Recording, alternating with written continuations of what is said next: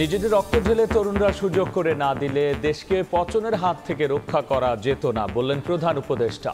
সবাইকে সঙ্গে নিয়ে কাজ করার ঘোষণা।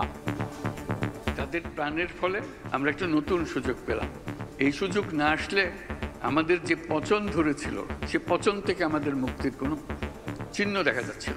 যেন বলে যেতে পারি আমাদেরকে জীবনে এই দেশ আমাদেরকে একটা সুযোগ দিয়েছিল, আমরা সেই সুযোগ পূর্ণ ব্যবহার করেছি। ডক্টর ইউনূসকে সভাপতি ও স্নিগ্ধকে সম্পাদক করে জুলাই শহীদ স্মৃতি ফাউন্ডেশন গঠন। গণ অভ্যুত্থানে শহীদদের তালিকা তৈরি চলমান থাকায় 14 সেপ্টেম্বরের স্মরণ সভা স্থগিত। তালিকাটি আরও চূড়ান্ত হলে এই তালিকার উপর ভিত্তি করে আমরা শহীদদের স্মরণ সভাটি আয়োজন করব। আমরা যেন শহীদদেরকে তাদের প্রাপ্য, শহীদ পরিবারকে প্রাপ্য সম্মানটা দিতে পারি, সেই সাপোর্টটা দিতে পারি, এবং যারা আহত আছেন তাদেরকে লং টার্মের চিকিৎসা দিতে পারি, সেজন্য এই ফাউন্ডেশনটা করা। দেখছিলেন প্রধান শিরোনাম। সন্ধ্যার সময় সঙ্গে আছি আমি গোলাম রাব্বি। এবার অন্যান্য শীর্ষ সংবাদ।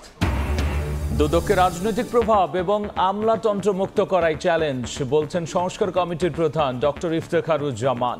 ইসি নিয়োগে আইন পরিবর্তনের পরামর্শ বদিউলের। সংস্কারের পাশাপাশি দ্রুত নির্বাচন চায় বিএনপি। অন্তর্বর্তী সরকারকে পদক্ষেপ নেওয়ার তাগিদ মির্জা ফখরুলের। অর্জিত স্বাধীনতা ধরে রাখতে সবাইকে সজাগ থাকার আহ্বান। ছাত্রদল নেতা হত্যা মামলায় সাবেক ডিএমপি কমিশনার আসাদুজ্জামান মিয়া 7 দিন রিমান্ডে। ইনু, মেনন, পলক ও মামুন কারাগারে। ভারতে পালানোর সময় আটক সাবেক এমপি ফজলে করিম। কখনো খোলা কখনো বন্ধ গাজীপুর সাভারের পোশাক কারখানা।